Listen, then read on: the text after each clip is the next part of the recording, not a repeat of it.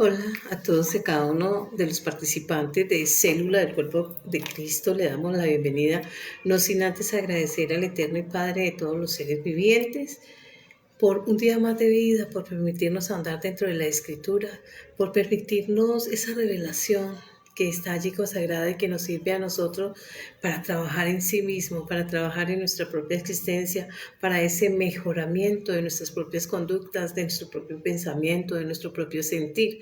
Así las cosas, hoy vamos a ver un tema, lo tenemos en Génesis 3 y Génesis 4, Caín y Abel, que no es otra cosa ese contraste entre lo espiritual y lo terrenal, pero que también nos va a hablar no solamente del comportamiento de dos hermanos, de una sola familia con la que inician Adán y Eva, sino también que nos va a mostrar a nosotros ciertas cosas que hemos soslayado y que están allí y que son tan importantes.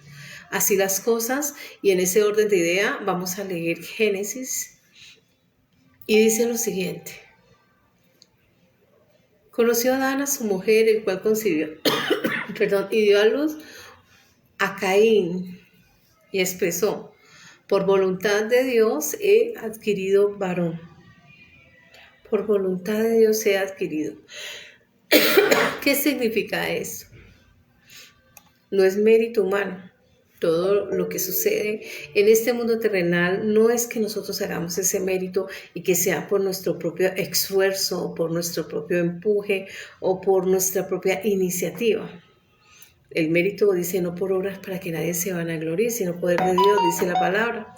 Así las cosas, la importancia es a que nosotros todo lo que nos sucede y nos acarrea en este mundo terrenal viene desde el mundo espiritual.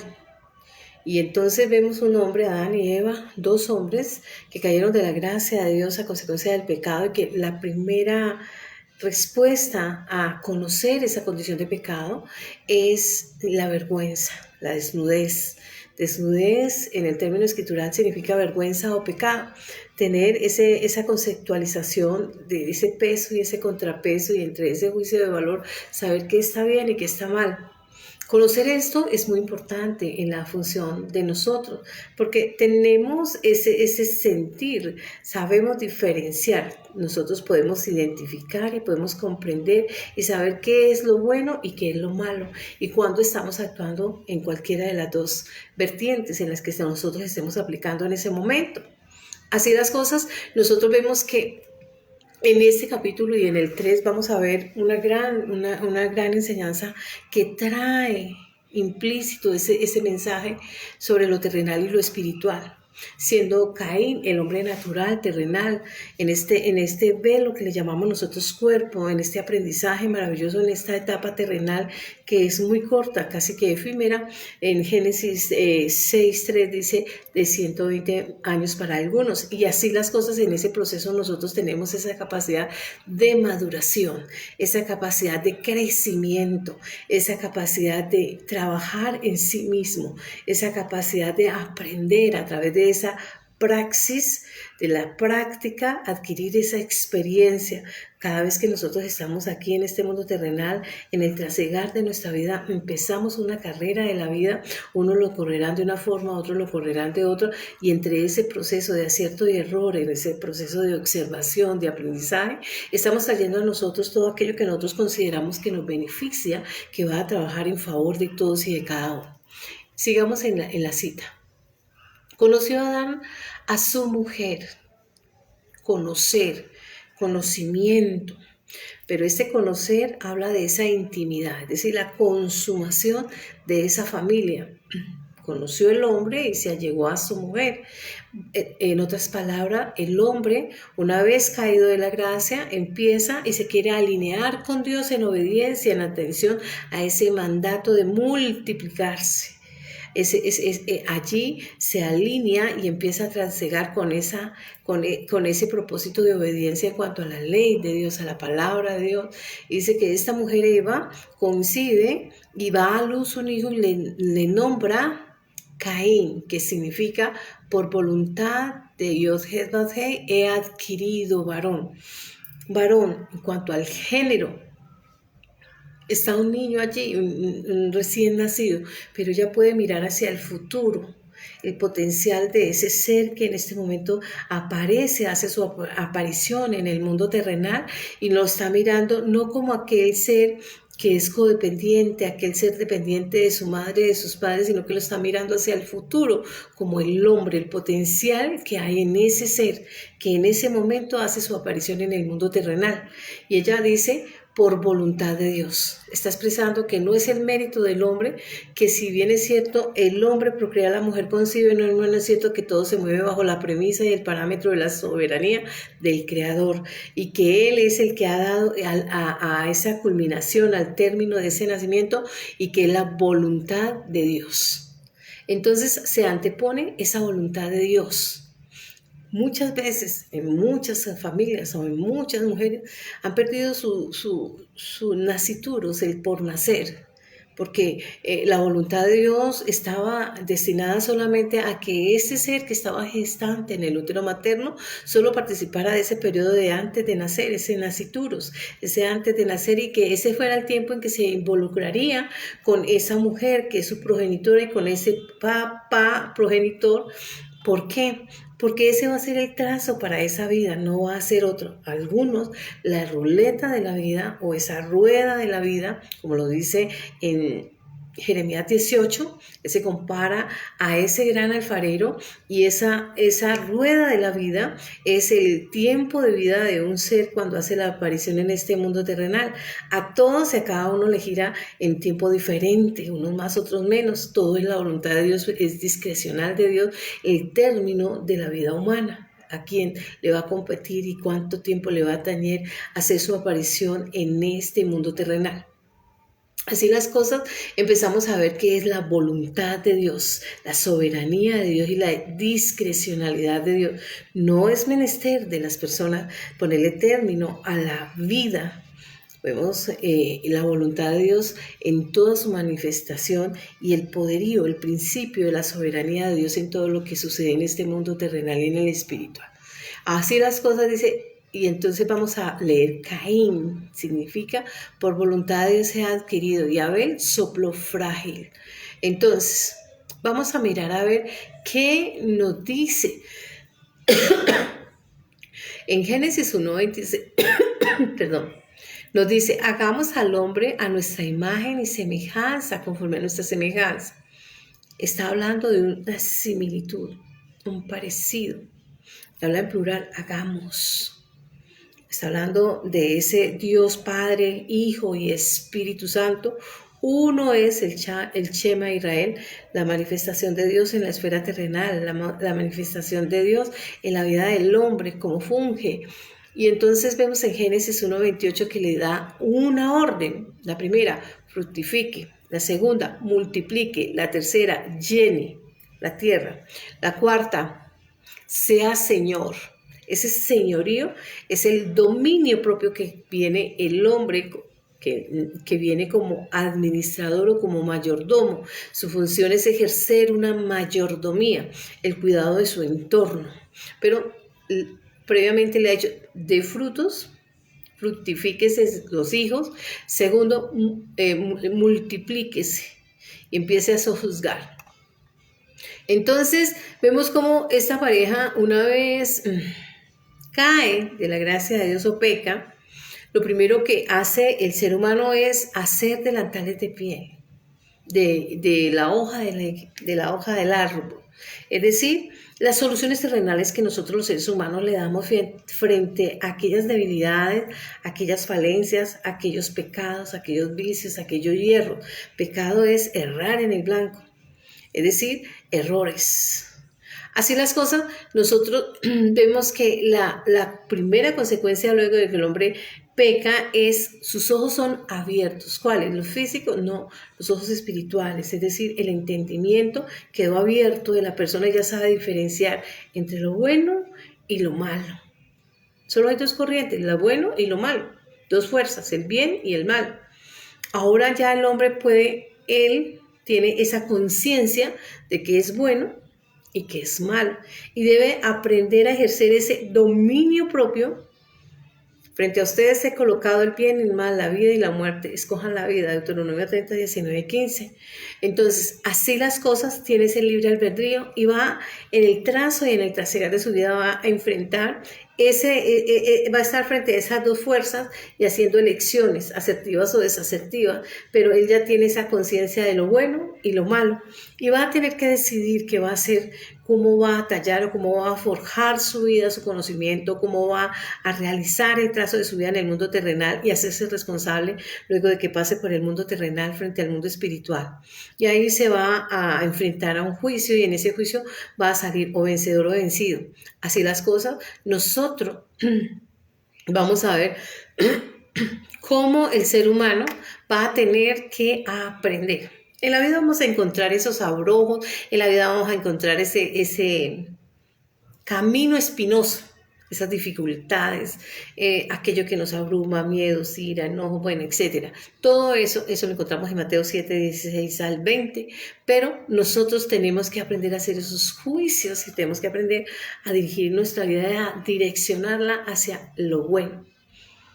Y cuando no hacemos lo bueno, pues estamos en el camino errado y estamos fallándole a Dios y estamos en desobediencia.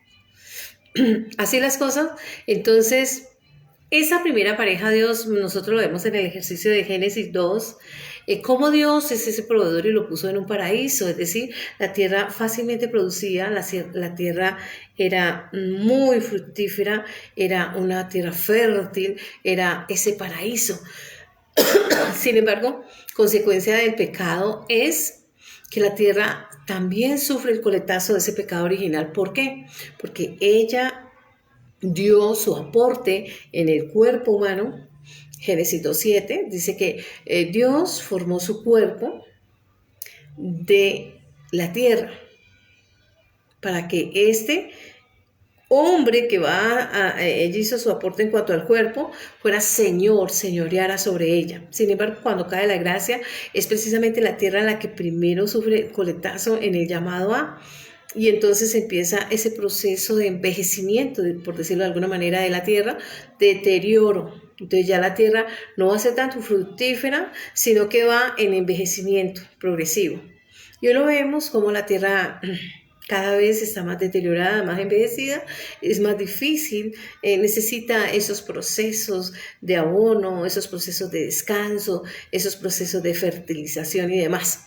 Así las cosas, es esencial que recordemos que Dios nos dio un lugar hermoso, pero nosotros no hemos fungido como aquel mayordomo o aquel administrador diligente, aquella persona comprometida y responsable, aquella persona que ejerza su señorío, en atención a esa esclavitud del pecado, a esa naturaleza caída que le impide al ser humano en este cuerpo terrenal hacerse obediente, ser acucioso, ser diligente, prepararse, poder entender qué es lo que debe hacer, cómo debe fungir en su entorno y consigo mismo. Nosotros vemos que esa apertura de esos ojos espirituales de estas personas le permite al ser humano adquirir ese conocimiento o ese condición de vergüenza o de condición de estado caído de la gracia de Dios en atención al pecado. Y ellos lo primero que realizan es buscar esa solución que los saque del problema, esa solución humana, esa solución temporal. Temporal porque nosotros los seres humanos cuando estamos en este cuerpo somos temporales, solo cumplimos un paso en este mundo terrenal y así como aparecemos y como el viento que hace un segundo pasó ya no está, así la vida está en permanente movimiento y continuando. Y ellos hacen ese delantal, ni siquiera un vestido, no les alcanza para un vestido, sino una cubierta temporal para cubrir su desnudez o su vergüenza o su pecado. Eso lo encontramos en Génesis 3:17. Perdón. Ay, Dios mío, bendito. ¿Qué voy a hacer con esta tos? Bueno, dice así las cosas, Génesis 3:7. Entonces fueron abiertos los ojos de ambos y conocieron que estaban desnudos. Entonces cosieron hojas de higuera y se hicieron delantales. Esa fue la solución provisional, la solución humana o temporal o terrenal. Los tres términos a la luz de la escritura son análogos. Y esa necesidad de una solución, pero algo que me saque como del problema porque no sé qué debo de hacer o cómo voy a enfrentar a ese Dios por algo que hice mal.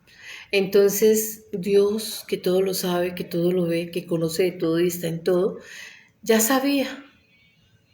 Y Él teje al ser humano una cubierta en ese momento, un rema. Es un rema porque sale de la boca de Dios y está apuntando, una promesa que apunta hacia ese plan de redención o ese plan de salvación o esa cubierta de sangre para expiación de los pecados. Génesis 3:21, y esa cubierta es adecuada para Dios. La cubierta que teje el hombre no es apropiada, es inadecuada. ¿Por qué? Es una cubierta que solo le va a servir de manera no tan apta, no tan idónea, porque solo le va a servir el trazo de lo que Dios le muestra al hombre, le revela al hombre. Hay una manera de salir de este problema, tengo un plan, es decir, muestra su misericordia, muestra su compasión, el amor inmesurable por su creación, y entonces le viste de manera apropiada o adecuada y le da una solución a su problema. Dice en Proverbios 3, 7 al 8 lo siguiente: no seas sabio en tu propia opinión. Teme, ese temor no es de miedo, sino de respeto, de obediencia. Teme a Dios, apártate del mal. La razón, ¿por qué? Porque será medicina a tu cuerpo y refrigerio a tus huesos. Eso era lo que debía de saber, el temor o la obediencia, el acatamiento a la ley. Sin embargo, esta pareja no antepuso su criterio propio, antepuso su propio lógica o raciocinio, su propio pensamiento, y lo antepuso a esa voluntad de Dios. Y allí es donde hay problemas. Poder esconder esa vergüenza o ese pecado frente a Dios es muy difícil. Poder lidiar con ese pecado casi que es imposible, porque esa solución no es perfecta, no es apropiada, no es la adecuada para ese caso. ¿Qué hace Dios entonces frente a tal magnitud de la situación en que se encuentra esta pareja? Se muestra compasivo, muestra su misericordia y le muestra el plan de redención y de salvación a la humanidad. Recuerden ustedes que en Eva, ella representa a la humanidad en ambos géneros, la mujer es cuna del hombre, y Adán representa a Cristo hacia el futuro llevando la cruz. Por eso la mujer da el resultado el fruto que la ingesta que ella hace, lo comparte con Adán y él lo toma, llevando así el pecado de la humanidad. Nosotros podemos hablar de que nuestro cuerpo es ese tienda temporal, es azúcar provisional. Venimos a aprender. Venimos a desarrollar ese proceso de crecimiento, esa experiencia. Vinimos a aprender a lidiar con cada uno de nosotros, a enfrentar las diferentes batallas, pero batallas internas. Es decir, dice en Efesios 6, 12a, dice, vuestra pelea no es contra carne ni sangre.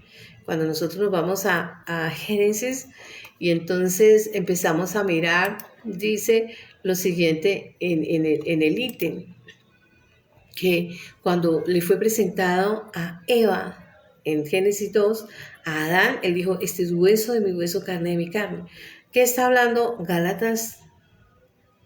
¿Y qué está hablando Génesis? De personas.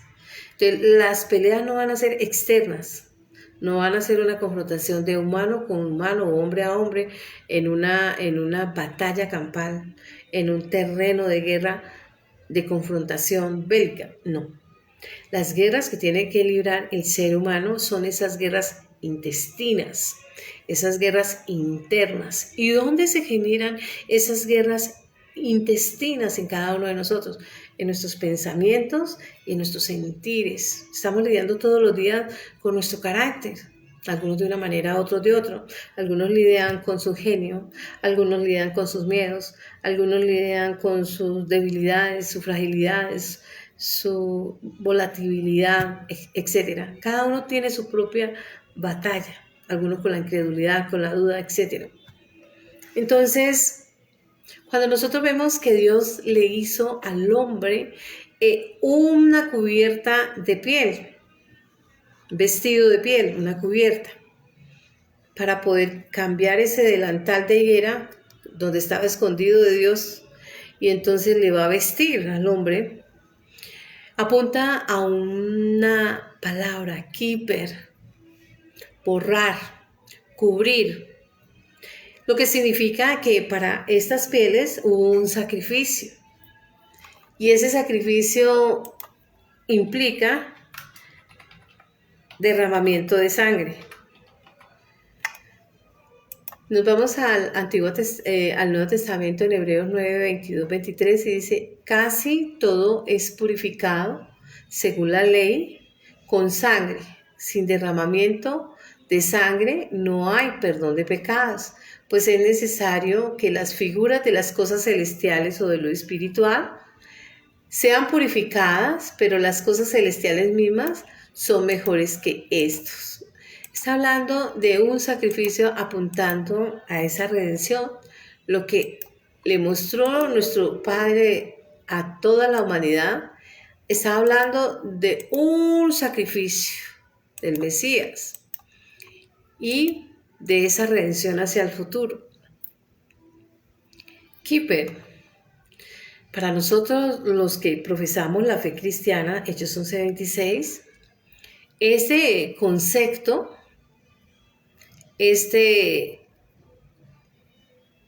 hilasterión en griego, significa propiciación o expiación.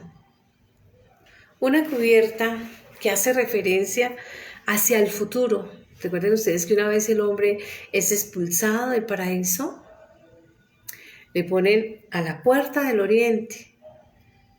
¿Quién le puso allí? Dios.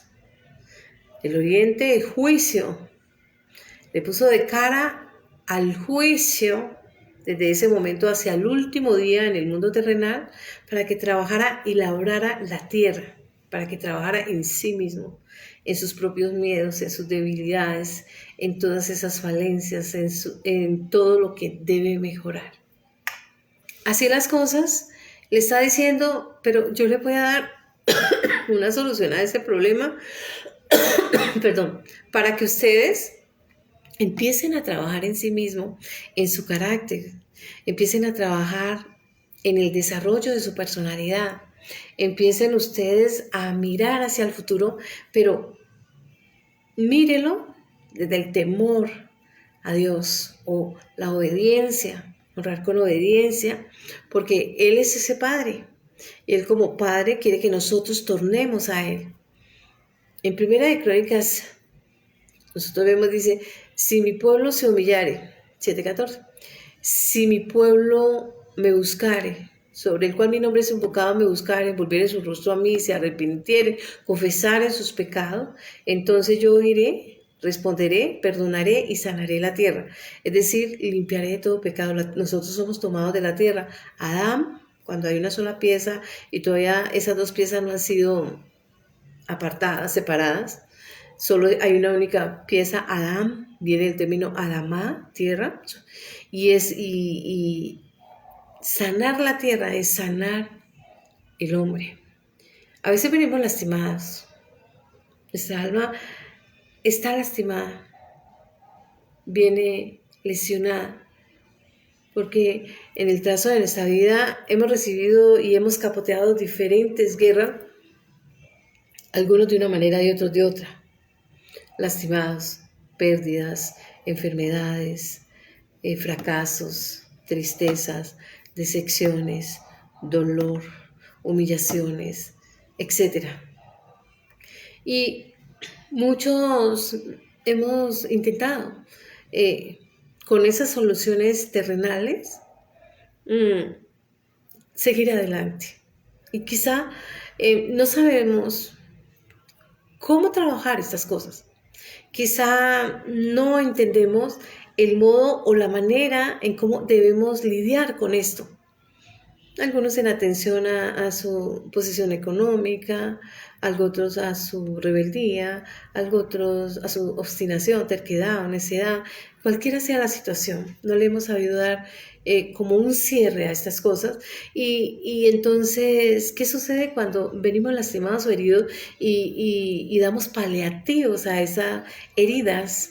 Algunos van a sanar en falso y por detrás, soterradamente, van a tener postema, van a ver esas infecciones, va a sanar en falso y en cualquier momento va a irrumpir al mundo exterior y va a haber cosas desastrosas, algunas solucionables, otras no, y así hacemos nosotros en el aspecto espiritual y en el aspecto interno de nosotros. Esto es en nuestra psique y en nuestra manera de sentir, porque intentamos hacer lo que podamos en nuestra manera de ayudarnos, autoayudarnos, pero quizás no sea la más adecuada o la más idónea y seguimos molestos. Entonces, cuando nosotros sanamos en falsos esa herida, lo más viable es que vamos a tener unas salidas en el momento menos esperado, el momento más inoportuno y demás en falso. ¿Por qué? Porque no hemos solucionado los problemas, solo dimos paliativo, solo intentamos salir adelante, estamos batallando, estamos luchando con esos grandes Goliat, con esos amalecitas, filisteos, zebedeos, geneseos, amorreos, etc. Y esas cubiertas que nosotros hicimos, esas soluciones, esas cubiertas vegetales, van a generar solo soluciones momentáneas, pero necesitamos soluciones de raíz, soluciones reales, fehacientes. Necesitamos solucionar esos problemas que más adelante hacia el futuro van a tener un efecto como el Titanic. Por una pequeña fisura explota. Y entonces suceden esas catástrofes, suceden esas salidas en falso, esas grandes tragedias, masacres y demás, en atención y en razón al odio, al rencor, al resentimiento, a la amargura, a la envidia, a la tristeza, a la decepción, al miedo, etc. Cualquiera sea su situación, eso es lo interno, lo espiritual, aquello que escondemos porque nos hemos vuelto histriónicos. Y entonces aprendemos a mostrar nuestra mejor faceta, careta, y hemos aprendido a actuar. Y entonces somos aquellos payasitos pintoratiqueteados todos, riendo y destellando luces y demás, y por dentro lastimados, llorando, porque no se ha encontrado esa solución. No hemos sabido darle esa solución en esos terrenos hostiles, en esa arena. Y hemos sido gladiadores regulares. Esas guerras nosotros las tenemos que librar. No porque las ignoremos o no porque las soslayemos, soslayar es dejar de lado, no porque las seamos indiferentes a ellas, podemos evitarlas. En algún momento va a afectar la relación familiar, social, política, cultural, religiosa, le va a afectar porque no ha tomado el tiempo de sanar esas heridas de raíz. Así las cosas, esta cubierta que nos ofrece Dios, esa cubierta de redención, ese plan de salvación, tiene el poder de operar desde el interior nuestro y de sanar esas heridas y se llama Jesucristo, el Mesías. Se llama ese cristianismo, Hechos 11:26, aquellos hombres que siguieron a Cristo en su pensamiento, en el testimonio y en la obediencia, se les llamó cristianos por primera vez en Antioquía.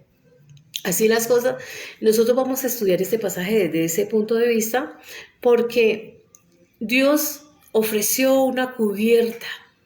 Esa cubierta no solamente va a sanar lo externo, sino que va a atacar el fondo no la forma, sino el fondo, ataca fondo y forma, y entonces no solamente va a tener un efecto en el mundo terrenal durante el trazo que dure su vida en esta esfera terrenal, sino que también va a afectar el mundo espiritual y se va a poder perpetuar y va a poder mejorar y va a poder avasallar con todos esos grandes Goliaths, con todos esos grandes filisteos, amorreos, jereseos, etc. Y así las cosas nosotros vemos en este libro de Génesis 3, Génesis 4, cómo Dios empieza a mostrarnos a través de la escritura mediante un estudio revelador, mediante una palabra muy posesionada, muy certera, porque así es la palabra de Dios, Hebreo 4:12. Entonces vemos que todo apunta a la obra mesiánica, a la obra que Dios produce a través de la redención que nos ofrece en ese Cordero de la Expiación, quien padeció una sola vez y para siempre, porque no solamente va a cubrir lo terrenal, sino también lo espiritual. En 1 de Pedro 3, 18, 20 dice lo siguiente en el ítem, porque también Cristo padeció una sola vez por los pecados, el justo por los injustos, para llevarnos a Dios, siendo a la verdad muerto en la carne, crucificado, porque sin derramamiento de sangre no hay perdón de pecados, dice la Escritura. Entonces dice él, pero vivificado en el Espíritu, el cual fue y predicó a los espíritus encarcelados, los que en otro tiempo desobedecieron, y cuando una vez esperada la paciencia de Dios en los días de Noé, mientras preparaba el arca, en el cual pocas personas, es decir, 8, fueron salvas por agua.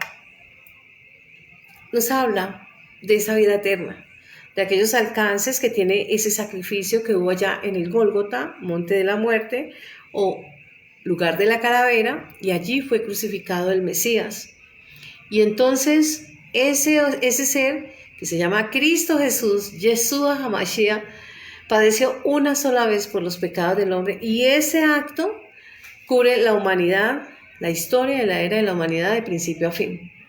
Nosotros solo tenemos que aprender a ser pacientes y a ser obedientes y trabajar en esas guerras intestinas, en esas guerras internas que surgen al interior de nuestro ser. 1 de Pedro 4:6 dice lo siguiente: porque por eso también ha sido predicado el Evangelio a los muertos. ¿A quién? A los pecadores, para que sean juzgados en carne según los hombres, pero vivan en el Espíritu según Dios. Nos vamos a Génesis 3:22 nuevamente, y dice que el Señor dijo: he aquí el hombre es como uno de nosotros. ¿A quién se refiere? ¿Cuál es ese uno? Bueno, allí está hablando Dios, y cuando está hablando Dios, está hablando el Padre, el Hijo, el Espíritu Santo. Pero Dios uno es. Oye, Israel, el Señor tu Dios uno es.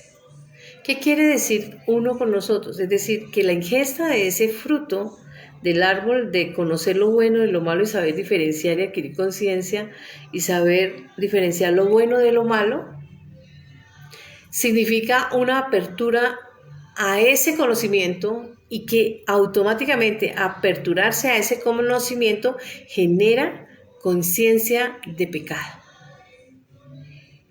Ya el hombre sabe diferenciar y tiene conciencia de que está haciendo lo bien o lo mal. Esto es muy importante en el ser humano, porque es precisamente al interior del ser humano, y es debido a que tenemos esa conciencia de pecado, lo que hace que una persona, una vez decida hacer lo malo, quede anclado o atado o esclavo a el pecado y a quien lo supedita, a ese mundo de maldad. Y el príncipe de la maldad es Satanás, adversario del alma. Adquirir esa conciencia de pecado me hace responsable ante Dios, a la esfera espiritual, porque ya puedo diferenciar lo uno de lo otro y elijo con razón al libre albedrío. Deuteronomio 30, 19, 30, 15. Frente a ustedes he colocado el bien y el mal, la vida y la muerte. Escojan la vida y viviréis usted y su descendencia. Así las cosas. Aunque el Padre muestra la solución, que es la redención, y que Él va a proveer esa redención a través del Mesías Jesucristo, en ese momento le está dando conocimiento a la humanidad de ese plan maravilloso de cuán inmesurable e insondable es su amor y cuán misericordioso y compasivo es, que se proveyó de esa redención a través de Jesucristo. Entonces, nosotros tenemos que aprender a ser obedientes. Y entran dos palabras, querer y hacer. Yo puedo querer muchas cosas, pero no las hago, o viceversa. Hago muchas cosas que no quiero. Que haya esos dos trenes anden coetáneamente, a la par, que coexistan justo el querer como el hacer, en función del Espíritu Santo, porque Él produce el querer como el hacer. Dios lo produce en nosotros. Pero para eso tiene que haber redención y tiene que haber salvación. Ahora el hombre ya adquirió conciencia de pecado, entiende que es hacerse responsable y que acarrea cada vez que en esa toma de decisiones o ejercicio del libre albedrío o ejercicio de la libertad, le llama a hacer énfasis en la responsabilidad. Perdón. Esta es la razón por la que se expulsa del paraíso. Se expulsa del paraíso, ¿por qué? ¿Sería que Dios no quería que el hombre fuera redimido? Pues aquí lo acabamos de ver. Sí quiere y muestra en ese acto profético de Génesis 3:21 hacia el futuro esa redención, esa salvación, pero no era en ese momento. El hombre tenía que trabajar en sí mismo. Tenía que darse la tarea, tenía que enfrentar cada batalla en el trazo de su aparición en el mundo terrenal y lidiar con esos grandes problemas intestinos, esas guerras internas, para crecer, para desarrollar en carácter, para adquirir esa condición de obediencia, para dominar, porque Él entregó el dominio al adversario, y entonces va a tener que cada guerra, algunas con el dolor, con la tristeza, con el miedo, con la angustia, con la impotencia, con la soberbia, con el orgullo, con la envidia, no terminaría de denunciar todas y cada una de aquellas batallas en esa arena. Y cada una la va a librar, cada uno en su propia estrategia y en la medida en que corre o desarrolla la carrera de la vida. Porque la carrera de la vida es propia, es individual. Bendito el nombre de nuestro Señor Jesucristo. ¿Qué quiere decir este pasaje a lo largo? Dios inicialmente le habla al hombre en el jardín del Edén, Génesis 2, y le dice, de todo árbol del huerto puedes comer, menos del árbol del conocimiento de la ciencia del bien y del mal. ¿Había un árbol? No, había muchos, de todo árbol había muchos, pero ahí en el centro habían dos árboles importantes, el árbol del conocimiento de la ciencia del bien y del mal y el árbol de la vida, eso dice en Génesis 2. Pero ¿qué pasó? El hombre desechó, el hombre no quiso la ingesta del árbol de la vida. Él elige el árbol del conocimiento de la ciencia del bien y del mal, lo cual le generó conciencia y ya sabe diferenciar lo bueno de lo malo y empieza el ejercicio del libre albedrío y el desarrollo de sus libertades, pero también el proceso de hacerse responsable. Ese énfasis le dice, ya el hombre conoce, pues no vaya a ser que alargue su mano y se perpetúe como un ser imperfecto, inapropiado, como una persona que ha hecho énfasis en la desobediencia. Ya que ellos no eligieron la vida, sino eligieron la muerte, si va a escoger, se va a perpetuar, pero eso implica que este hombre va a actuar movido o incitado o movido por la maldad, porque lo que provoca y lo que le instiga es la maldad. Es decir, va a ser desobediente, porque él eligió ser como Dios, pero inclinado hacia la maldad. Y el inclinado hacia la maldad es Satán, el adversario. Entonces va a actuar movido por la incitación y la provocación. Eso es lo que hizo Satanás con el ser humano. Le incitó, le instigó, le provocó. Y esa es su naturaleza terrenal. Ese es Caín. Actuar como Abel es actuar en obediencia, es el hombre inicial, perfecto. Entonces, el final de esa elección es un elemento muy importante. ¿Por qué? Porque cuando el hombre elige deliberadamente, en el ejercicio del libre albedrío, conocer el bien y el mal, en atención o a razón, o con fundamento, o instigado, o provocado por la soberbia, el orgullo, la altivez, la arrogancia, la desobediencia, eso hace que su condición natural o terrenal sea caída.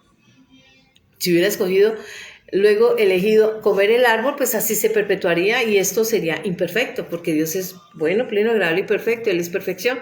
Entonces se expulsa. Por eso el hombre decide coser esa vergüenza, cubrir, coser es cubrir, taparse, asolaparse, esconderse, con ese delantal de higuera que ellos mismos habían cosido. La solución terrenal, la solución natural. Ya tenían el conocimiento de lo bueno y del malo, y lo primero que ellos empezaron, soluciones, lo terrenal. El árbol de donde habían hecho la ingesta es provisional, es inapropiado, no alcanza para cubrir la imperfección frente a Dios, es insuficiente, es imperfecto. Por lo cual Dios dice, bueno, lo expulsamos para que no vaya a elongar. La diestra del Padre es Cristo. No elongue la mano, todavía no era el momento, y viva para siempre, coma del árbol de la vida y viva para siempre, perdón. Si lo hubiera comido hubiera sido preservado y guardado para la eternidad, pero en imperfección, de manera incorrecta, de manera inapropiada. Y él, estando consciente del pecado, su tendencia sería a insubordinarse. Ya existe el adversario. La atadura al pecado le implica al ser humano rechazar todo lo bueno y elegir siempre lo malo. Esa nueva naturaleza de rechazar lo bueno y elegir lo malo es lo que vemos hoy en día.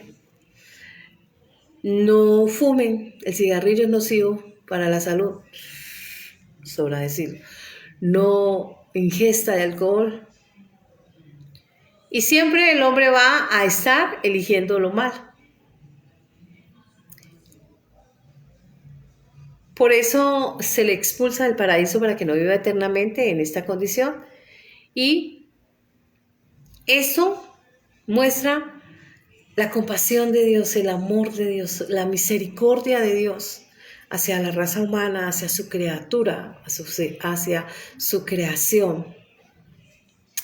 Y le envía, le expulsa, se divorcia, le saca del Edén para que enfrente para su nueva naturaleza.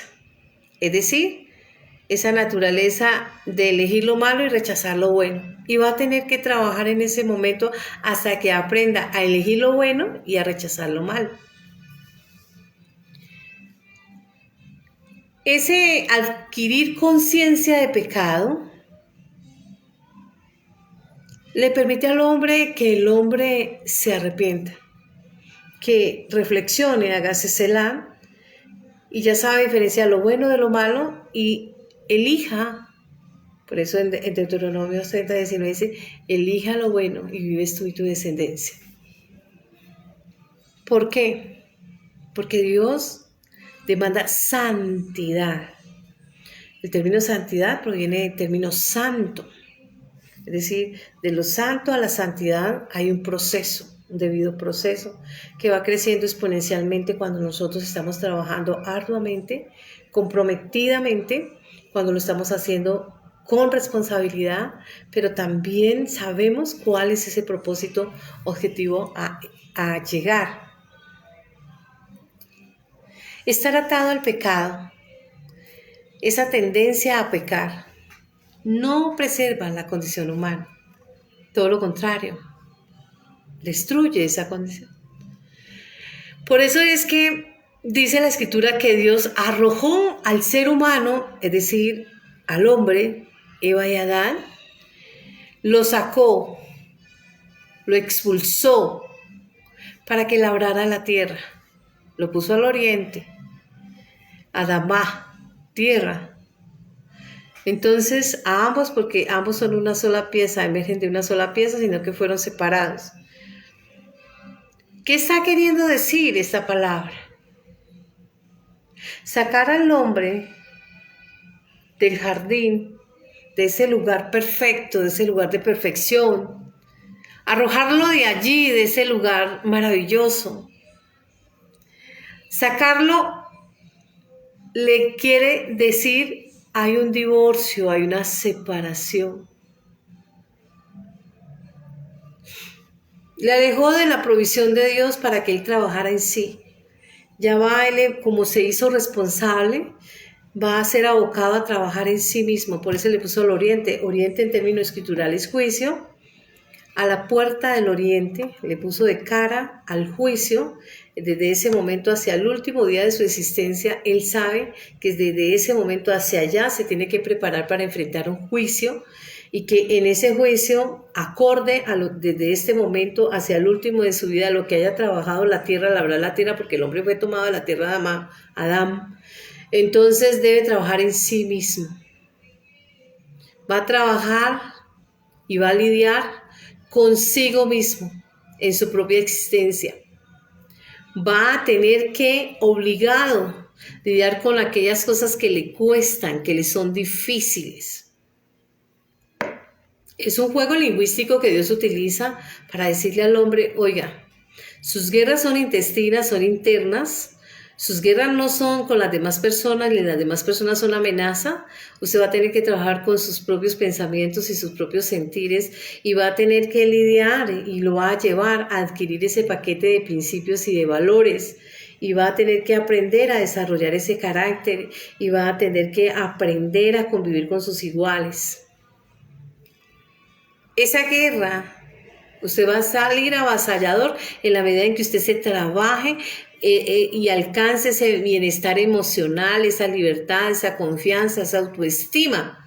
En la manera en que usted trabaje al interior suyo y crezca, y lo haga con responsabilidad, adquiriendo ese paquete de principios y de valores que va a estar orientado a que usted se acepte a sí mismo, a que usted tenga ese equilibrio, a que usted pueda disfrutar de su vida y goce de una buena salud física, mental y espiritual, a que usted aprenda y desee y anhele a controlar sus propias emociones, a ser controlado, a que usted anhele ese proceso de crecimiento, a que usted trabaje, aunque sea lentamente pero firme, paulatinamente, ese crecimiento personal que usted ha adquirido a través de la reflexión, a través de la adquisición de principios y valores, a través de la identificación de sus debilidades, fortalezas, oportunidades y amenazas, a través del desarrollo libre de sus hábitos y cómo estos influyen en su carácter. Todo esto enfocado a ese desarrollo personal. Eso es todo. Dice en Efesios 6:12a, dice, porque no tenemos lucha contra carne ni sangre. No son las demás personas la amenaza, la lucha está en nosotros. Estamos acostumbrados a pasar sobre los demás, estamos acostumbrados a ser groseros, soeces, atrevidos, atarbanes, etc. Oiga, trabajen usted en todo esto que ya les he anunciado, trabaje en sí mismo, y esto supone un trabajo arduo, responsabilidad, compromiso, concienzudo. ¿Por qué? Porque va a alcanzar un bienestar personal, emocional, social, etc. Y esto va a hacer que usted sea una mejor persona. ¿Qué más dice? Vamos al verso. Él va a labrar la tierra del que fue tomado. Ese cuerpo del que le hizo Dios cuando él se dijo, hagamos al hombre, y él se involucró en esa hechura, en esa creación frente a su criatura, y tomó de toda esa creación que había dado esas expresiones y había generado ese obrar y ese mover del espíritu en poder, en gloria. Entonces ahora dice, hagamos, y se involucra, le da un cuerpo físico, lo toma de la tierra, Adamá, por eso es Adán, y le insufla hálito de vida, que lo hace un ser viviente, Génesis 2:7. Es decir, inocula en él no solamente el ADN de toda la creación, sino de Dios, lo espiritual y lo terrenal. Ahora bien, cuando dice que le saca del Edén, garash, un término fuerte, duro, que significa echar a la fuerza, expulsarlo y enviarlo lejos. O legaresh, divorcio, divorciarse, enviar lejos. El hombre fue expulsado por Dios hacia el exterior.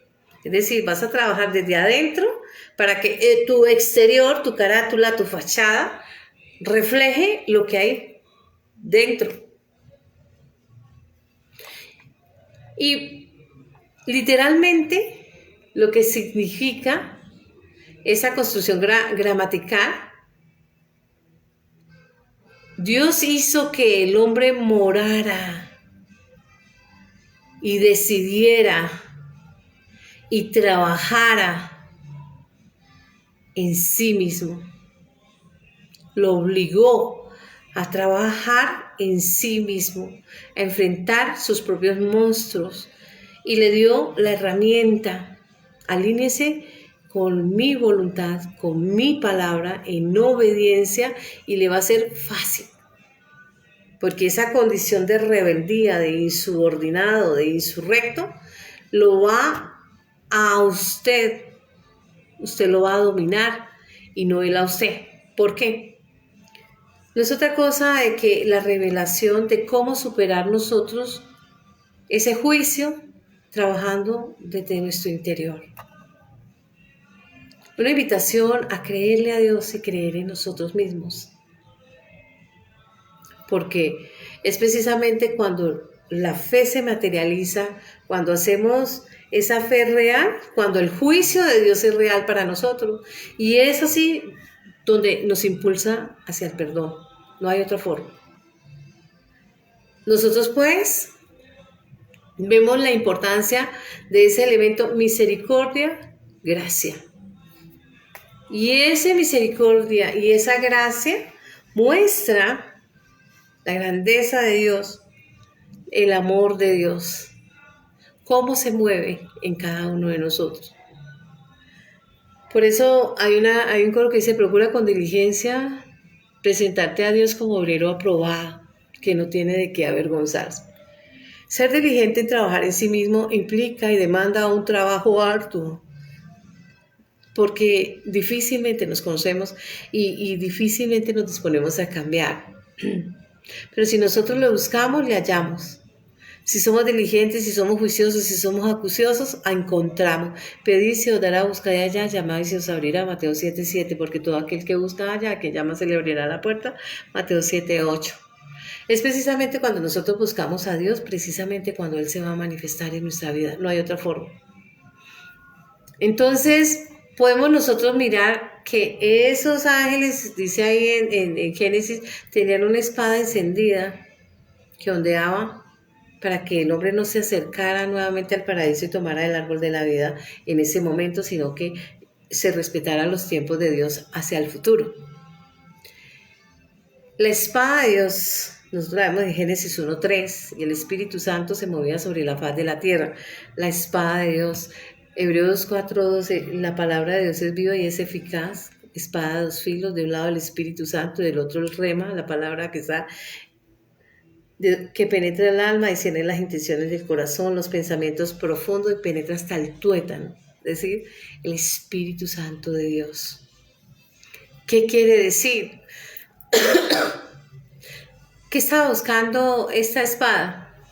¿Impedir que el hombre regresara al jardín del Edén y tomara el árbol de vida? No. Le estaba diciendo al ser humano: usted tuvo la opción disponible para comer el árbol de la vida y elegir vivir, pero rechazó a Dios. Ahora ya no está disponible en este momento, lo va a estar hacia el futuro, pero será en el tiempo de Dios. Nosotros vemos en Eclesiastés, dice: todo tiene su tiempo y todo tiene su hora. El tiempo de Dios ya estaba indicando hacia el futuro cuál sería la manera de acercarse a ese árbol de vida. Ya se acercaría Él a nosotros. No me buscaron ustedes a mí, yo lo busqué a ustedes. ¿A qué refería? Estaban allá en el Edén, ahí estaba el árbol de la vida, el hombre no lo buscó, no lo eligió. Ahora ese árbol de vida viene al mundo terrenal y yo lo busqué a ustedes, bendito el nombre de nuestro Señor Jesucristo. Está hablando de redención, por gracia, por misericordia. Entonces, vemos nosotros cómo esta pareja en Génesis dice, conoció a Adán a Eva. Ya se alinea el hombre en obediencia, dio el primer paso de obediencia, ya quiere obedecer ese mandato. Y como consecuencia nace Caín. Entonces, allí, ese primer paso de obediencia, ese querer hacerse obediente a ese primer mandato de multiplicarse, hizo que esta persona fuera fecunda, hizo que la persona respondiera al mandamiento, que sintiera ese deseo de obediencia, ese deseo de empezar ese proceso hacia la redención, moverse por fe en la vida. Y ahí se le da el nombre de Caín. Yo he adquirido hombre. Ya el hombre puede mirar con esperanza hacia el futuro, visualizar hacia el futuro el plan de Dios, el objetivo, el logro que ella obtuvo, no lo obtuvo por su propia fuerza. Dice en Efesios 2, 8, 9, dice, porque por gracia soy salvo por medio de la fe, no por obras, para que nadie se vanagloríe. Por misericordia, ya lo hemos dicho en anterior, por la compasión y la misericordia. Vemos que Cristo tuvo compasión por las multitudes porque andábamos como ovejas que no tienen pastor. Entonces, hay un nuevo ser. Ya se produce un nuevo cambio, ya el hombre se quiere alinear, ya quiere cumplir el mandamiento y en respuesta a esa obediencia, el hombre fecundo. La información encontrada a modo de revelación en la estructura de esta palabra nos está hablando y nos dice claramente que es precisamente cuando nosotros nos hacemos obedientes a Dios y nos alineamos a su voluntad y nos alineamos a su palabra, cuando Él responde. Es cuando hay respuesta y de manera apropiada. ¿Por qué? Porque hemos aprendido nosotros la importancia de hacer la voluntad de Dios y de cumplir su palabra, alinearnos con su palabra. Nace un segundo hijo, Abel. Y dice que la connotación de este ser es que mientras Caín es agrónomo, encargado de labrar el campo y conocedor de la creación vegetal, conocedor de ello, haciendo referencia a lo terrenal. Abel es experto en redil. Él conoce de rebaño, conductas. Estamos hablando de rebaño, estamos hablando de personas, es una alegoría. Personas. Y estamos hablando nosotros de sencillez, de obediencia. Ese es ese redil. Abel significa soplo frágil. Y empieza lo terrenal, lo espiritual. Lo terrenal, lo espiritual. ¿Qué quiere decir? Dios nos quiere enseñar que cada persona tiene que aprender obediencia, servicio para ser exitoso en las cosas de Dios, no en lo terrenal, sino en lo de Dios, en los asuntos del reino. Es decir, ser espirituales. Lo coloquial y lo común del mundo terrenal es que nadie, ninguna persona considera o le interesa lo que respecta a Dios en lo terrenal. Solo le interesa lo del mundo o lo terrenal, vive para ello. Pero cuando nosotros nos interesamos en los asuntos del reino y nos interesamos en las cosas de Dios, pensamos en las cosas del reino y de Dios, que no es otra cosa que hacer, decir todo lo que está en la palabra. Y allí se empieza a vivir por fe, porque la fe viene por el oír la palabra de Dios, la obediencia a la ley. Esa es la diferencia entre la cubierta temporal y la cubierta terrenal. El Padre nos anticipó en Génesis 3:21, nos dio un anticipo que apuntaba directamente a esa cubierta de redención y de salvación y de la manera como nosotros nos haríamos obedientes y cubriríamos nuestro pecado o nuestra vergüenza. Así las cosas nos haríamos aceptos. ¿Por qué? Porque cuando uno habla o refiere qué es lo aceptable para Dios, automáticamente nos dice, salga de su zona de confort, salga de lo terrenal, de lo que le gusta a la carne, de lo que le gusta, pasiones, deseos y todo lo del mundo, y alíñese con la capacidad de comprender el reino, con la capacidad de adquirir obediencia, con la capacidad de adquirir el conocimiento, lo que es recto, lo que es correcto, la manera apropiada de lo que espera Dios que haga en su vida. Nosotros vemos pues cómo el ser humano del común, el ser humano del mundo, no tiene ese sentir de culpa. Pareciera que estuviera como anestesiado, como oído, como aletargado. Eso es un espíritu de estupor. ¿Por qué? Porque no entiende cómo hallar el favor de Dios, no lo comprende, no siente vergüenza, no siente esa conciencia de pecado. Y Dios dice en su palabra de Génesis 3:21, cuando da ese vestido de piel, que tiene que haber una muerte, un derramamiento de sangre, porque sin derramamiento de sangre no hay perdón de pecado, dice la palabra. ¿Qué quiere decir? Alguien tiene que morir, y ese alguien que murió se llama Jesucristo, el Mesías. Él, su sangre preciosísima, cubre el pecado de la era de la humanidad. Cuando este hombre o esta mujer ha aceptado a Cristo Jesús como el Cristo o el Mesías o el ungido de Dios o el Hijo de Dios, Juan 1, 12, 13, que a quien le ha creído, le ha recibido, le ha aceptado, le ha hecho hijo de Dios, engendrado no por voluntad de hombre, de sangre o de carne, sino por voluntad de Dios. Primera de Juan 5:1 dice que aquel que ha creído y le ha confesado, él le ha hecho hijo de Dios. El verso 16 de Primera de Juan 5:18 dice, y al hijo, a la hija de Dios, el diablo no le puede tocar, porque no tiene manera de generar en él algún efecto. ¿Qué quiere decir? Cuando vemos nosotros en la naturaleza de Caín, como él es agrícola, su ofrecimiento, lo que él va a presentarle como ofrenda, como regalo, como la conducta favorable que él le va a mostrar a Dios, es muy similar a la que hizo Adán y Eva, que fue hacer ese delantal de piel, o sea, lo temporal. Él ofrece, como él es agrícola, él ofrece de lo que él conoce. Y lo que él conoce es el campo, y el campo es el mundo, lo terrenal. Y él en lo terrenal, pues dice, no seáis sabios en vuestra propia opinión.